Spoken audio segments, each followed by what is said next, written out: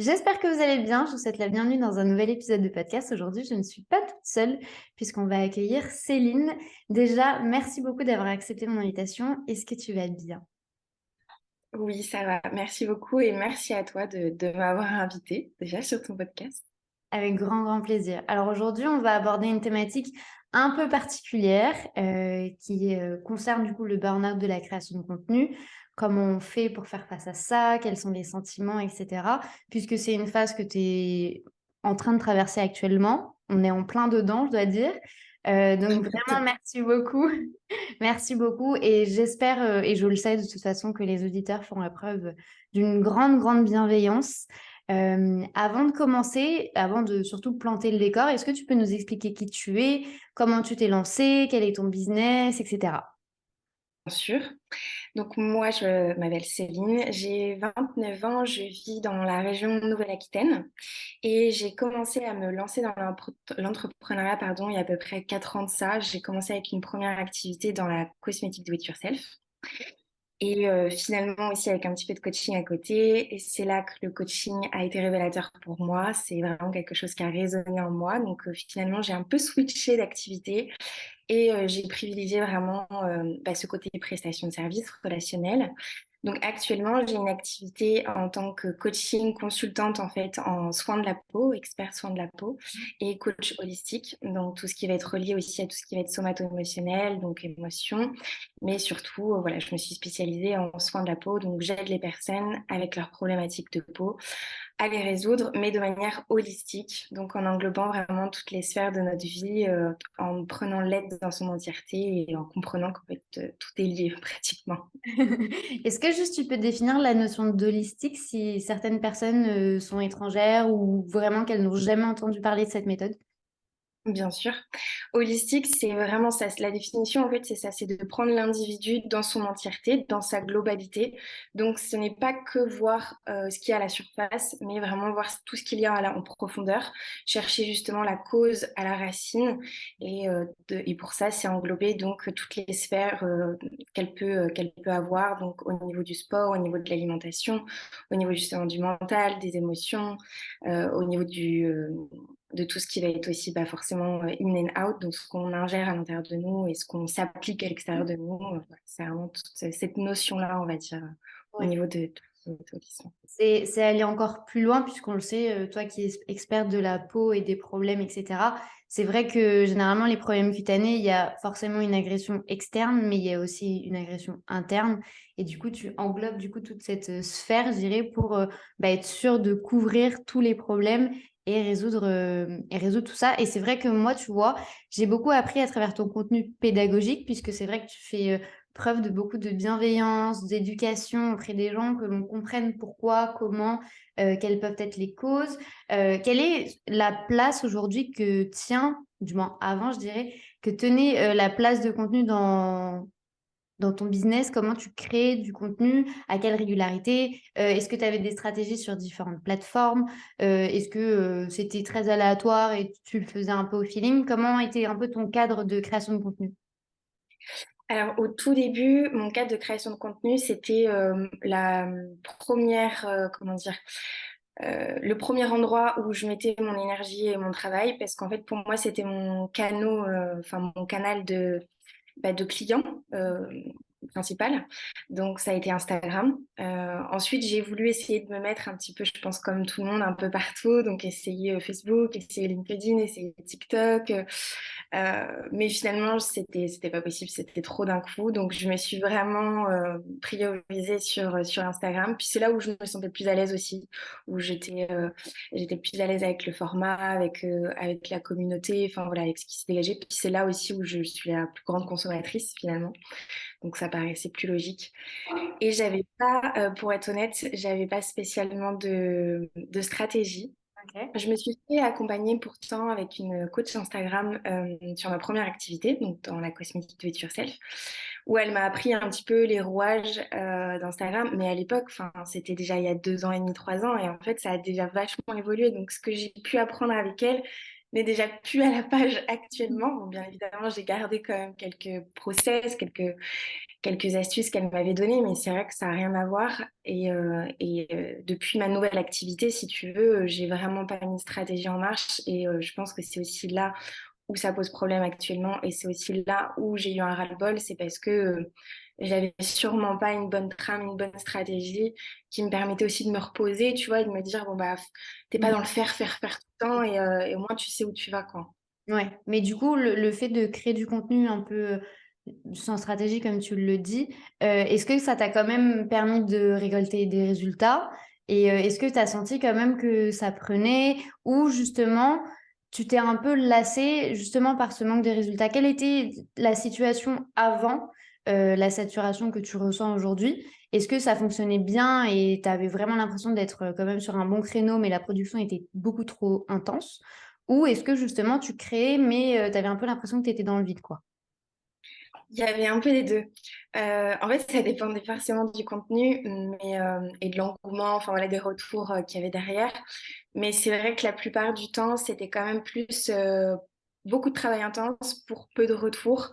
Euh, le souci aussi, c'est que j'ai peut-être pas assez fait preuve de, comment dire, d'engagement moi aussi avec les personnes qui me suivaient. Bien évidemment, je répondais aux commentaires, j'étais toujours disponible en message privé, mais tu vois, il n'y avait pas vraiment cet engagement aussi sur les autres comptes que je pouvais suivre qui faisait que c'était donnant-donnant aussi. Mhm. Donc ça, je pense que ça a dû jouer également. Mais après, en termes de résultats, je dirais qu'il y en avait quand même un peu parce que ça m'a apporté quand même des personnes qui me posaient des questions ou qui réservaient quelques appels découvertes, mais pas au point. J'imagine que s'il y avait une très bonne stratégie derrière, quoi. Pour être honnête, enfin, je suis même quasi certaine parce que finalement, à l'heure actuelle, ça me fait pas encore vivre de mon activité, donc ça parle, ça parle de tellement. Et du coup, on a maintenant un peu la situation avant. Quels ont été, parce que je pars du principe qu'il peut y en avoir plusieurs, s'il y en a eu qu'un, tu me le dis, les signes, les tout premiers signes où tu as commencé un peu à sentir que peut-être pas une aussi grande saturation comme celle que tu peux ressentir aujourd'hui, mais celle où tu t'es dit, je commence déjà un peu à en avoir marre, je commence déjà un peu à tirer sur la corde. Est-ce que tu as eu des signes, que ce soit tant par rapport à la motivation, la procrastination, ou même physiquement, tu vois, est-ce que vraiment tu n'avais pas du tout envie de te mettre au travail? Quels ont été les premiers signes que tu arrives aujourd'hui à déceler que c'était déjà un peu des alertes? Je dirais que le premier signe que j'ai réussi à déceler, c'était de me rendre compte que j'étais un peu en mode pilote automatique. Hmm. Et, je créais du contenu. J'ai essayé à peu près, je crois, c'était en novembre, j'ai commencé à faire un calendrier éditorial, chose que j'avais déjà quand même, mais qui n'était pas aussi bien rodée, avec justement en essayant de mettre des objectifs derrière, en essayant d'avoir une stratégie, etc., avec un contenu promotionnel, inspirant, divertissant, etc. Mhm. Et je pense que j'ai tellement mis de travail, d'énergie là-dedans que j'avais tellement d'espoir, d'attente dans ça que au vu du retour sur le premier mois, sur le mois de novembre où j'avais mis ça en place, que j'avais très peu, que j'avais voire même pas du tout. Si tu veux, déjà là, ça m'a mis une petite claque. Et en plus, avec les fêtes, tout ça, etc., j'ai commencé vraiment à faire ça ouais, en mode pilote automatique. Et c'est là où je me suis dit, mince, il y a quelque chose qui va pas, j'y prends plus de plaisir, il n'y a pas de motivation, je le fais parce que c'est marqué dans mon agenda et qu'il faut rester régulier et présent sur les réseaux comme on nous dit, mais j'ai pas de plaisir quoi. Ok. Et au contraire, j'avais limite la boule au ventre en fait en le faisant parce que je savais que j'allais mettre du temps à le faire et que j'allais pas mettre la bonne énergie dedans. Enfin, c'était devenu plus une corvée qu'un plaisir en fait. Et c'est là où je me suis dit, ouais, là, faut que tu fasses une pause, c'est pas possible d'en arriver Coup, à là, quoi. t'as tout stoppé direct. Tu t'es dit, là, c'est peut-être les signes, j'arrête les frais, en gros. En gros, c'était ça. Honnêtement, c'était pas prévu. Enfin, c'est vraiment un cheminement qui s'est fait, tu sais, des fois par un moment bride de déclic. Et puis après, je revenais en mode pilote automatique. Et puis, c'est décembre, en fait. C'est vraiment la période des fêtes où, début janvier, bah, où tu es censé reprogrammer ton contenu, etc. Où en fait, j'avais pas le cœur à faire ça et je me suis dit: «Non, non, je peux pas, j'y arrive pas.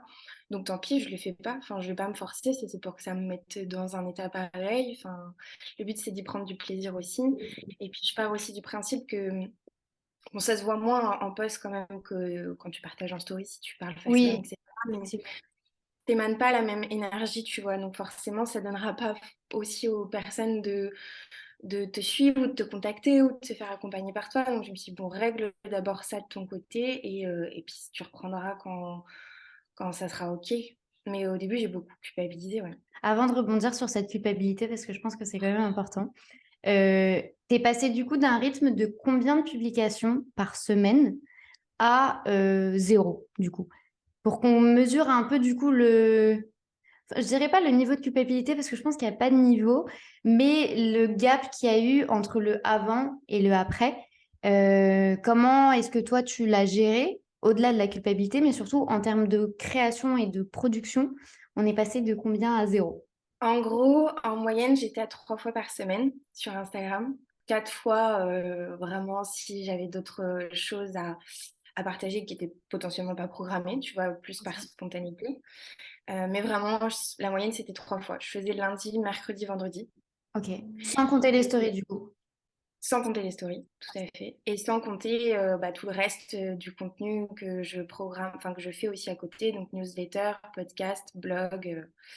OK. Donc, Elle était grosse quand même ta sphère de création de contenu parce que entre le blog qui prend aussi beaucoup de temps, Instagram qui prend beaucoup de temps, en fait la saturation que tu as ressentie, elle allait bien au-delà de juste les réseaux en fait. Ça a été vraiment un ras-le-bol du contenu où tu t'as ressenti que il fallait plus que tu t'éloignes uniquement juste des réseaux. c'était plus un ras-le-bol du contenu, mais du contenu éphémère. OK. Donc, je l'ai vraiment plus ressenti sur Instagram parce que le blog, bah forcément, ça reste au fur et à mesure du temps. Et puis c'est vrai que c'est là où les gens vont chercher leurs problématiques sur Google et vont tomber sur ton billet de blog. Donc ça peut être dans un an comme dans 2 ans. Ça encore, enfin, pour Ouais. moi, c'est un pas de problème tant que mon travail est pérennisé dans le temps. Mm. Alors qu'Instagram, au bout de 24 heures, ton post finit aux oubliettes. Allez, peut-être 48 heures si vraiment il y a eu de l'engagement, repost ou autre. Et les stories, c'est pareil. Et c'était plus ça, en fait. C'était vraiment de mettre 2 heures, des fois, à faire un carrousel ou à faire un post illustré, etc. De trouver la légende. Vraiment de tout faire bien de A à Z comme beaucoup de personnes. Et que finalement, bah, le lendemain, on s'en souvienne même pas. Et je me dis, mais attends, mais c'est 3 heures de taf pour ça. Enfin, c'est pas possible. Enfin, t'es pas rémunéré, entre guillemets, pour ça. Alors certes, ça fait partie de la casquette d'entrepreneur, mais est-ce qu'on pourrait pas trouver un autre moyen, tu vois, d'alléger un petit peu ce temps de Mhm. travail qui est énergivore et qui est éphémère finalement, tu vois, Ouais. de prioriser ça sur du contenu long. Enfin, Parler de culpabilité pour reprendre tes mots, c'était plus un sentiment que tu as ressenti par rapport à ce que les autres faisaient, en mode les standards de ce que les gens te disent, il faut impérativement que tu postes tous les jours, voire une fois tous les 2 jours, etc. Ou est-ce que c'était plus, ça peut être les deux, attention, ou c'était plus par rapport à toi et à tes exigences que tu as eues avec toi-même. En fait, la seule chose que j'essaye de un peu de déceler au milieu de tout ça, c'est comprendre d'où vient ta culpabilité. Si c'est toi en tant que chef d'entreprise, entrepreneur, tu t'es beaucoup mis la pression et c'est ok, c'est normal puisque on est tous un peu comme ça. Ou ça a été vraiment aussi les autres qui en ont un peu rajouté une couche et un peu de la normalité, je dirais, de l'entrepreneuriat, de se dire de toute façon, il faut être sur les réseaux sociaux, donc tu n'as pas le choix. c'était les deux, forcément. Mais si je veux être totalement honnête avec moi et envers les autres, c'était vraiment ce côté bah, les autres personnes, enfin, ce côté Instagram, ce côté ce qu'on renvoie, ce côté bah, finalement un peu moralisateur, tu vois, de dire il faut faire ci, il faut être comme ça, il faut être Ouais. régulier, machin, etc. Après, je ne peux pas m'empêcher aussi de penser justement que c'est aussi un petit peu de ma faute parce que c'est aussi moi qui ai choisi, tu vois, de suivre certains comptes comme ça qui mettent directement un peu la pression, même si finalement, à la base, ça part d'une bonne intention vu que c'est pour donner des conseils et justement optimiser ton compte, ton entreprise, etc. Mais c'est vrai qu'à ce moment-là, je l'ai pas pris comme ça. J'ai plus pris en mode, on te montre du doigt et tu dois faire ci, tu dois faire ça. Donc je me suis dit et en fait, je culpabilisais aussi de pas m'être écoutée, de pas m'être priorisée en me disant: «Beh, sinon, enfin, tu ralentis déjà avant d'en arriver à ce point-là» et ça, je l'ai pas fait. Donc il y a aussi cette culpabilité enfin, vis-à-vis de moi, envers moi-même Ouais. et Si je peux quand même te rassurer un petit peu, en fait, je pars du principe que quand on rentre dans l'entrepreneuriat, en fait, on se dit qu'il y a tellement de choses possibles et tout le monde nous montre tellement à quel point c'est beau, etc., qu'en fait, automatiquement, et moi, je l'ai également ressenti, et je peux pas dire que j'en suis totalement sortie, et je pense que les gens qui vont nous écouter vont également se retrouver beaucoup dans ce discours. Parce qu'en fait, quand on rentre et qu'on met un pied dans le OK, maintenant, je suis à mon compte et je vais tout déchirer. Sauf que du coup, en fait, on se met dans une sphère où on voit les autres beaucoup réussir. Et du coup, forcément, ben, les côtés plus négatifs, comme les temps de création de contenu, les temps passés sur Instagram, les temps passés sur les réseaux sociaux également, ben, forcément, en fait, on n'a pas accès à tout ça, parce que c'est des coulisses. Et c'est pour ça également que je trouve que ton discours est hyper important et que les gens doivent également l'écouter, parce que tout ne se passe pas à travers les réseaux. Et il est essentiel de aussi s'écouter soi. Et tu vois, il y a beaucoup de coachs qui disent: ah oui, mais on va créer la vie de vos rêves. Mais pourtant, tu es coach et en fait, ça t'a pas empêché, entre guillemets, et là, attention, je mets vraiment des gros, gros, gros guillemets, d'arrêter de t'écouter à un moment. Puisque tu l'as dit toi-même, en fait, au début, j'en avais marre, en fait, j'ai commencé vraiment à saturer et je prenais plus de plaisir. Donc, je pense que là, déjà, effectivement, comme tu le disais, tu as déjà eu les premiers signes. Mais vu qu'on rentre dans ce truc de entrepreneuriat, tout le monde réussit, tout le monde y arrive, bah forcément, on se dit, bah moi aussi, du coup, je vais y arriver et on ne sait pas à quel prix. Et je pense que ce prix-là, aujourd'hui, tout le monde passe par cette phase, que ce soit lié au côté commercial, que ce soit lié à la création de contenu, au réseau, peu importe, à plein de choses. Donc vraiment, merci en fait, de dévoiler autant ta partie intérieure et ta partie vulnérable, parce que c'est pas forcément évident de parler de tout ça. Aujourd'hui, quel est le rythme que tu as trouvé? Et je remets un peu les gens dans le contexte. Tu es encore dans cette phase et c'est pour ça que je prends aussi beaucoup, beaucoup, beaucoup de précautions dans la manière dont je m'exprime parce que j'ai pas envie de mettre des mots sur des choses que tu ne ressens pas encore ou sur des phases où tu n'es pas du tout. Euh, Où est-ce qu'on en est aujourd'hui dans ton business, dans ta création de contenu? Quelles les activités que tu fais? Est-ce que tu fais le strict minimum? Est-ce que tu fais plus rien du tout et t'attends que la passion revienne un petit peu? Comment ça se passe aujourd'hui? là, aujourd'hui, je ne sais pas si tu as vu, mais j'ai quand même partagé deux trois posts, il me semble, depuis cette fameuse phase, depuis début janvier, Yes. par spontanéité. Et c'était plus, encore une fois, des messages de réflexion, d'inspiration, d'introspection que je pouvais avoir aussi, parce que finalement, à côté de ça, ça a forcément été une remise en question, une remise enfin, un moment Oui. d'introspection aussi pour moi, de vivre ça. Donc, j'ai plus partagé par spontanéité en ce moment. Et je ne sais pas encore comment je vais revenir au niveau des posts. C'est ce que je partageais justement également en story aussi ce matin. Il y a vraiment aussi ce côté où en fait, je vais prendre le temps de réfléchir sérieusement à comment je veux communiquer. Mm. Et je pense vraiment le faire différemment. Et je dis pas que j'arrêterai complètement les posts. Je sais que j'en ferai encore, mais ça sera forcément différent. Et ça sera forcément de privilégier du contenu plus long, donc sûrement le podcast, Mhm. également le blog ou les newsletters d'une manière différente. Mais il y a vraiment aussi ce côté comme je disais donc en story encore ce matin, je me sens étouffée. Tu vois, rien que de t'en parler, franchement, j'ai un poids, Oui. c'est assez dingue parce que je trouve qu'il y a tellement de choses sur les réseaux, tellement de contenu que Mm. on est dans cette consommation tout le temps, tout le temps, tout le temps. De base, moi, en plus, je suis quelqu'un d'assez anxieuse. C'est vrai que j'en parle très peu, mais ça fait partie de moi. Et donc, d'avoir tout le temps des informations, tout le temps du contenu, tout le temps, tout le temps, tout le temps, cette masse, ça fait. Ouais, ça donne l'impression d'être oppressée, d'être étouffée. Et en fait, c'est surtout à l'heure actuelle ce que je ressens. Je m'y retrouve plus, en fait, dans cette masse d'informations. Et pourtant, à contrario, il y a d'autres contenus où justement, je trouve que ça fait du bien de les avoir parce que ça fait écho, parce qu'on s'identifie, parce que ça sensibilise et parce que ça fait du bien justement de se reconnaître et de se dire on n'est pas seul. Donc pour ça, je suis grandement preneuse moi aussi d'avoir les réseaux.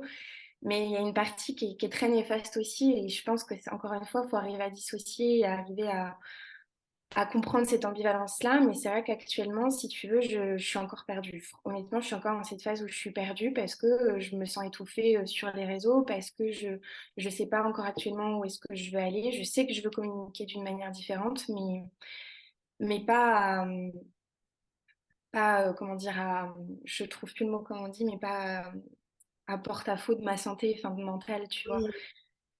Mais déjà, si je peux te dire quelque chose, déjà, tu communiques déjà de manière différente parce que ben, moi, ton contenu me pop, donc et ça me parle et je te reconnais entre plusieurs comptes. Donc déjà, tu communiques de manière différente, ça c'est sûr. Maintenant, effectivement, je pense que il faut également aussi, tu vois, que tu trouves le bon rythme pour toi. Je vais juste du coup revenir sur la manière dont tu gères cette saturation. Est-ce que tu as fait un tri dans les gens que tu suis, dans les conseils que tu vas lire, ou est-ce que tu as une autre manière de consommer les réseaux sociaux pour toi revenir d'une manière où la stratégie te convient et où le rythme te convient, où tu t'es dit, en fait, il faut que je coupe tout. Ce que j'ai fait effectivement, c'est déjà dans un premier temps de faire un tri des personnes, comme tu disais, que je suivais. Mais j'ai pas fini encore, il faut que je continue. De faire un tri et également de le faire au feeling en fait, de le faire au plaisir. J'ai vraiment voulu couper pendant une semaine non-stop. J'ai réussi un week-end. Honnêtement, je pensais arriver à faire plus et j'ai pas réussi. Mm. Parce qu'il y avait ce côté où je prenais quand même du plaisir de communiquer de temps en temps encore en story. Parce que ça, j'ai pas totalement coupé. Sur les posts, oui, mais les stories, pas totalement. Indirectement, c'est bizarre parce que avant, je postais beaucoup plus sur le feed et moins en story. Et maintenant, je poste. Enfin, j'ai eu ce ras-le-bol des posts et je poste plus en story. Donc, ce qui est assez contradictoire. Mais peut-être parce que la manière de communiquer est différente et que ça demande moins. Enfin, tout dépend comment on travaille ses stories, mais dans l'idée, ça demande quand même moins de travail derrière. Mhm. Mais en tout cas, de le faire, pour répondre à ta question, de le faire au feeling, au plaisir et vraiment par spontanéité, c'est ce qui pour l'instant me fait du bien à l'heure actuelle et sur lequel je privilégie en tout cas mon bien-être, ma santé mentale. Et il y a des fois je coupe, des fois j'y vais. Enfin, c'est vraiment au feeling, quoi, pour T'apprends moi. à t'écouter. Ouais. Ouais. Et tu vois, ce que j'adore dans ton discours, c'est que malgré que moi je le ressens, je sens que c'est très chargé en émotions et je te remercie vraiment de ce privilège parce que je sais que c'est pas facile pour toi, on en avait déjà discuté. Mais le fait, tu vois, que tu aies eu cette intelligence de te dire, bah, je vais quand même continuer en story parce que j'en ai envie. Et c'est pas parce que aujourd'hui je me ressens une petite frustration ou quelque chose d'un petit peu plus difficile à vivre par rapport au réseau et par rapport au contenu, que je vais tout couper. Et c'est vrai que, comme tu le disais, la communication en story, elle est quand même différente. Seuls les gens qui veulent regarder tes stories, généralement, elles apparaissent auprès des gens qui sont le plus engagés avec toi. On est quand même avec plus de proximité aussi. Et je pense que c'est également un signe de ta personnalité. Parce que passer 2 heures sur un post carrousel alors que tout le monde peut le voir et au final personne ne le regarde trop et il n'y a pas vraiment d'humain, je trouve que tu vois, le format story limite correspond plus à ta personnalité et du moins de ce que je connais de toi, puisque on a vraiment cette connexion et ce lien avec les gens. Et c'est pas pour faire d'amalgame ou quoi, hein, mais ça a vraiment un sens avec tout ce que tu fais, en fait. Le traitement intérieur, extérieur, le coaching, cette bienveillance que tu as avec les gens. Je pense que c'est aussi un format qui te convient davantage par rapport à tes envies du moment. Et moi, je suis très contente que tu continues à publier en story parce que ben, moi, je les regarde assidûment et j'invite tout le monde à les regarder et à t'envoyer plein de cœurs et plein de café à boire. Parce que vraiment, ça, en fait, c'est tellement bienveillant et en fait, on rentre vraiment dans ta bulle. Et c'est ça aussi que j'apprécie beaucoup dans ton contenu. Donc, je suis assez contente que tu fasses aussi ce travail de prise de conscience de stratégie et surtout de rythme à respecter pour toi et tes envies. Quelles sont les premières leçons que tu as déjà retirées de cette expérience, je dirais, de vie que tu as actuellement? Déjà, je voudrais juste rebondir pour te remercier pour tout ce que tu as dit, ça me touche beaucoup.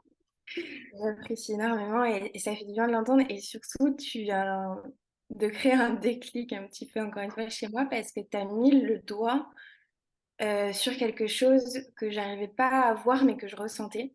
Mmh. Sur le fait de... Je vais y arriver, je ne vais pas pleurer. Sur le fait de garder ce lien, d'avoir ce... Je pense que c'est ça aussi, c'est le... J'ai un grand besoin de reconnaissance, je le sais, il faut que je travaille là-dessus. Et je pense que le fait de ne pas l'avoir spécialement en poste et de l'avoir ressenti comme du rejet également, ça a joué dans tous ces sentiments de ras-le-bol, de burn-out, un peu de contenu. Alors que tu vois, à côté de ça, le podcast, c'était pas la même chose. Mais parce que le podcast, j'y prends du plaisir parce que, comme tu dis, je pense que je me mets dans ma bulle et Mmh. je sais que les personnes qui écouteront, c'est les personnes qui en auront envie et qui seront proches de moi, qui seront dans mon intimité. Et ce qui est Exact. la même chose avec les stories, comme tu disais. Mmh. Et je pense que c'est là où je me perdais en fait sur les réseaux, où j'arrivais plus à me reconnaître et à me retrouver parce que justement, c'est ce pourquoi ça m'anime moi quand je partage sur les réseaux, c'est ça, c'est ce côté lien, connexion, partage que je retrouvais plus. Donc merci à toi d'avoir mis le doigt là-dessus parce que je pense que ça va m'aider à y voir plus clair sur comment je veux communiquer différemment. Je vais reprendre un peu l'esprit. Et pour répondre à ta question sur est-ce que j'en retire des leçons à l'heure actuelle? Difficile d'y répondre parce que c'est encore assez le brouillard au niveau du mental. Mais tout ce que je sais et là où j'en suis convaincue, c'est ce que je te disais la dernière fois, c'est que j'ai foi en ce que j'expérimente dans la vie, en ce que je vis. Et je sais que si à l'heure actuelle, c'est quelque chose qui est arrivé, c'est pas pour rien, c'est que j'en tirerai forcément une leçon. Mais souvent, les leçons, on les voit pas quand on est dedans. On Mmh. les voit après, en fait. Ouais, c'est vrai. Et je pense que du coup, c'est ce que je vis actuellement. Pour l'instant, je peux pas réellement répondre à ta question parce que j'en vois pas encore vraiment les leçons, mais je sais que je les verrai plus tard, quoi qu'il arrive, j'en suis convaincue. Et, et je sais que voilà, rien n'arrive par hasard. Donc, Là, bien évidemment, c'est beaucoup trop tôt, mais j'avais très envie de t'accueillir aujourd'hui parce que c'est vrai qu'on a tendance à parler des choses après, puisque je ne sais même pas si c'est par pudeur ou peut-être par peur de ne pas être intéressant. Honnêtement, je ne saurais pas expliquer le pourquoi. Mais c'est vrai qu'en fait, c'est une tendance très actuelle, en fait, de passer par des moments difficiles et c'est bien aussi d'en parler parce que je sais que ton discours va résonner dans beaucoup de personnes, beaucoup plus que ce que toutes les deux on pourrait l'imaginer, je pense. Ou même, tu vois, des personnes qui pourraient se dire, bah, peut-être que j'ai pas ressenti autant, mais j'ai ressenti un peu. Et il faut peut-être déjà que je commence à prendre des mesures par rapport à ça. Donc, merci vraiment du fond du cœur. Déjà pour ton temps, pour ta disponibilité aussi, parce que je sais que on parle de burn-out de création de contenu et on est là à créer un podcast toutes les deux, donc forcément ça peut paraître un peu contradictoire, mais j'avais très envie en fait de t'avoir derrière un micro pour que tu puisses mettre des mots et j'espère en tout cas que ça va t'aider et je demande vraiment à toutes les personnes qui auront écouté cet épisode ou de t'envoyer un message ou juste de faire preuve de bienveillance et surtout d'ouverture d'esprit. N'ayez pas peur de vous poser les bonnes questions par rapport à ce que vous êtes en train de faire actuellement et par rapport aux stratégies que vous êtes en train de développer. Et merci encore parce que en fait, je ne saurais pas vous expliquer ce qu'il y a. Je ressens vraiment beaucoup euh, je dirais pas de l'attention, mais beaucoup de bienveillance parce que j'ai senti ton discours très très calme. Et de toute façon, tous les liens seront juste en dessous de cet épisode de podcast. Vous pourrez retrouver sur Instagram de manière très sarcastique, je dirais. Mais vous pouvez retrouver tout sur Instagram. Mais bien entendu, envoyez des messages, des DM, répondez aux stories parce que je sais que c'est un format qui te plaît et qui te fait du bien en ce moment. Donc vraiment, merci pour ça. oui. Merci à toi, vraiment, sincèrement, je n'ai pas les mots aussi pour exprimer la gratitude que j'ai vis-à-vis du fait que tu sois arrivé aussi au bon moment avec ta belle énergie, avec tes mots rassurants et doux pour me permettre aussi cet espace, cette safe place pour pouvoir Mm. parler de ça avec vulnérabilité. Parce que tu vois, je rebondis sur ce que tu disais tout à l'heure quand les gens en parlent après coup. Mm. Je pense que personnellement, c'est parce qu'il, même si maintenant on fait un peu plus de vulnérabilité qu'avant, mais je pense qu'il y a ça aussi. Et il y a aussi ce dont on avait parlé la dernière fois, où quand on fait preuve d'une vulnérabilité, des fois on se fait taper sur les doigts, en mode t'es pas assez fort, t'as pas assez le mental, Mm. Tout à tu fait. pleurniches, etc. Et il y a aussi ce côté où moi, en tant que coach, qui aide les personnes sur leurs émotions, Mm. qui aide les personnes sur alors oui, sur leurs problèmes de peau, mais je mets vraiment l'accent dans mes accompagnements sur l'intériorité, sur le mental, sur les émotions, où en fait tu te sens pas légitime parce que tu te dis mais attends, si moi je traverse ça, comment les gens en face vont se dire mais attends, enfin comment elle peut m'aider sur mes émotions si elle est totalement perdue elle aussi actuellement, alors que non, on s'est dissocié entre les personnes, mais c'est vrai que je peux comprendre que des fois on n'a pas envie d'en parler sur le moment, Mm. pour tout simplement pas avoir à justifier ou avoir des réflexions. Et en même temps, des fois, ça fait du bien, comme là, tu l'as fait avec moi, parce que ça fait aussi preuve de tout simplement d'authenticité Mm. et de réel, en fait, dans la vie. Et donc, Mm. Je pense merci. que tu viens de dire quelque chose de très important, qui est que quand on montre une fragilité, on a peur de perdre en légitimité. Sauf que, en fait, ce qu'il faut comprendre, c'est que demain, je vous donne un exemple tout bête, hein, mais demain, vous n'avez pas de site internet, vous n'allez pas devenir web designer. C'est simple. Vous ne pouvez pas parce que vous ne savez pas ce que c'est. Donc, je pars du principe qu'effectivement, en fait, le partage que tu as aujourd'hui, c'est encore plus une richesse et une grandeur dans ton expérience de coach parce que ben, ça te donne encore plus de légitimité à vouloir aider les gens, à leur dire, je sais ce que c'est, je sais ce que vous traversez. Et vraiment, si vous êtes dans un cas de figure où vous vous sentez bloqué, et moi, c'est vraiment une force que je vois dans tout ce que tu viens de me dire, mais forcément, je pense que tu es encore trop dedans pour voir les choses comme je te l'avais dit. Mais c'est vrai que je pense que le fait de passer par là aussi, ça va te donner encore plus à donner aux gens. J'espère en tout cas que tu ne perdras pas cette légitimité et que ces mots vont t'aider réellement. Et même toi ou quelqu'un d'autre, parce que c'est aussi pour ça qu'on crée du contenu, c'est aider les gens et leur donner envie, leur donner de la force et pas être là à les culpabiliser. Donc non, ce n'est pas grave si tu publies pas tous les jours. Et merci d'être présente en story quand tu peux l'être et quand tu as envie de l'être. Et c'était vraiment, vraiment un plaisir. J'ai adoré cet échange. Vraiment, merci beaucoup pour tout. Vraiment. Merci à toi, vraiment. Encore une fois, je te le répète, mais je pense qu'on te l'a déjà dit, mais tu as vraiment cette aura que peu de personnes ont, où tu arrives à mettre les gens à l'aise et à les rassurer et tout simplement apporter un peu de lumière. Et tu as su apporter un petit peu de lumière dans mon ombre actuellement.